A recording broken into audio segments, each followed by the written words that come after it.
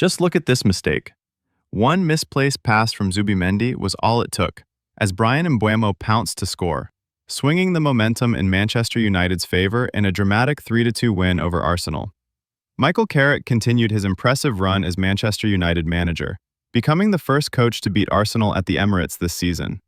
United's transformation under Carrick has been clear, with sharper structure and better game management pulling them back into winning ways. On the other hand, Mikel Arteta's struggles continue, as this defeat marked Arsenal's third Premier League loss, leaving them winless in their last 3 league matches. So how did United do it?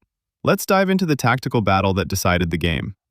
Arteta set Arsenal up in their usual 4-3-3, while Carrick opted for a 4-2-3-1, a setup that allowed United to exploit Arsenal's build-up and punish key errors. When Arsenal were in possession, they built up in a 3-2-4-1 structure, with the left back stepping into the left half space to join Odegaard, who operated in the right half space. This rotation formed a strong interior presence, while maintaining width on both sides. The back three consisted of Timber, Saliba, and Gabriel, providing stability and allowing Arsenal to sustain pressure high up the pitch.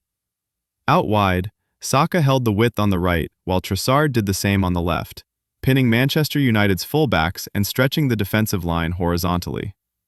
Gabriel Jesus occupied the central defenders, preventing them from stepping out into midfield. The main objective was to overload the center of the pitch and create a 4 versus 3 advantage in midfield, forcing United into a decision: press Arsenal's backline aggressively, or drop deeper and risk being outnumbered centrally. With Nketiah and Odegaard positioned in the half spaces, United's defenders were reluctant to step into midfield. Doing so would have opened gaps in the back line for Jesus, Saka, or Trossard to exploit with runs in behind. This positioning allowed Arsenal to progress the ball between the lines, while keeping United's defensive shape pinned. Despite this, Manchester United's press was effective at key moments, most notably in the opening goal. United's pressure forced Zubimendi into a misplaced pass, which was immediately punished by Mbeumo, giving United the early lead. To disrupt Arsenal's build-up, Carrick set his team up in a 4-4-2 man-oriented press. Mbeumo and Bruno Fernandes formed the first line, pressing Arsenal's center-backs, while Dorgu and Ahmad dropped deeper to create a compact midfield 4 alongside Mainoo and Casemiro. Each United player was responsible for an Arsenal counterpart, reducing central passing options and forcing Arsenal to circulate the ball into wider areas. Arsenal responded with constant midfield movement, designed to break this man-to-man structure.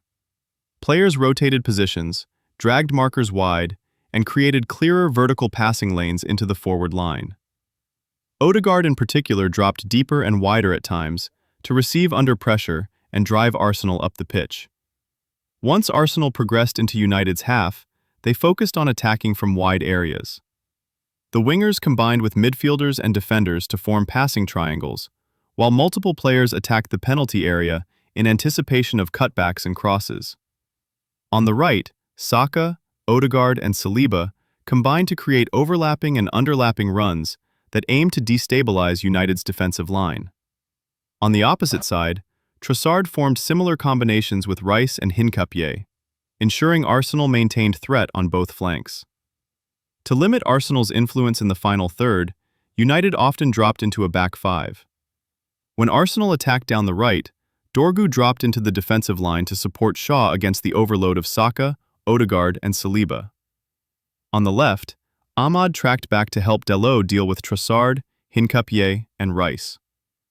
While United's defensive structure remained largely solid, Arsenal were still able to create chances and score through wide combinations, cutbacks, and well-timed overlapping runs. When Manchester United were in possession, they also built up with a back 3, similar to Arsenal, but the execution was different. Instead of one fixed fullback stepping out of the defensive line, Carrick introduced rotations. If the ball was progressed down the right, Shaw would push higher. If play developed on the left, Dalot advanced. This flexibility prevented Arsenal from locking onto a single reference point in the build-up. Unlike Arsenal, United's fullbacks did not move inside to form a midfield box. Instead, they held the width, while the winger on that side drifted infield. This rotation destabilized Arsenal's defensive structure because the winger's marker could not follow the inverted run without leaving the wide channel exposed. If Arsenal stayed compact, United could switch play quickly and attack the space created by the inward movement of the winger, causing repeated problems between the lines. A clear example of this came with Dorgu's goal. Shaw pushed high on the left, which allowed Dorgu to drift inside unmarked. He was picked out by Lisandro Martinez, combined quickly, and then unleashed a powerful shot that struck the crossbar before going in. The move perfectly illustrated Carrick's wide inside rotations and their ability to break Arsenal's defensive references.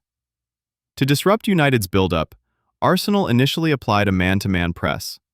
Saka was tasked with pressing Shaw, Trossard pressed Dalot, while Jesus and Odegaard stepped up to engage United's center-backs. Declan Rice focused on denying Casemiro and Mbeumo time on the ball, aiming to prevent United from progressing through midfield. In the opening stages, this press was effective. Arsenal forced United into long balls and rushed passes, disrupting their rhythm. However, as the match progressed, United adapted by circulating the ball quicker and targeting the wide areas more directly. With Mbeumo consistently dropping deep to receive, United were able to bypass Arsenal's pressure and progress the ball more cleanly, shifting the momentum in their favor. This result was a clear example of tactical superiority through adaptation, and Michael Carrick deserves huge credit for how he approached and managed the game. Rather than trying to dominate Arsenal in the same way Arteta's side usually control matches, Carrick focused on disrupting Arsenal's reference points both in and out of possession. In possession, United's rotating back three and wide-holding fullbacks directly targeted Arsenal's man-oriented press. By keeping the fullbacks wide and allowing the wingers to invert, Carrick created constant decision-making problems for Arsenal's wide players and midfielders. These rotations prevented Arsenal from pressing aggressively without exposing space, and once United began switching play quicker, Arsenal's press lost its compactness. The goal scored by Dorgu was not an isolated moment, but the product of a repeatable pattern designed to attack the space Arsenal left when tracking runners. Out of possession, Carrick's 4-4-2 press was equally calculated. United limited Arsenal's central progression by matching numbers in midfield and forcing the ball wide, then quickly collapsing the space around the flanks. When Arsenal did manage to progress into the final third, United showed strong game management by dropping into a back five, protecting the half spaces and defending the box with numerical superiority. What ultimately separated Carrick from Arteta in this match was in-game adjustment. Arsenal's early press caused United problems, but Carrick responded by altering United's build-up speed, encouraging deeper movements from Mbeumo, and leaning more heavily on wide progression rather than central circulation. Arteta, by contrast, struggled to fully shut down these adaptations, as Arsenal's man-to-man scheme became increasingly stretched as the game wore on. Beating Arsenal at the Emirates requires more than intensity. It requires a plan that can evolve under pressure. Carrick not only prepared his team to face Arteta's positional play, but he also won the tactical battle by manipulating Arsenal's pressing structure and consistently creating advantages in key zones.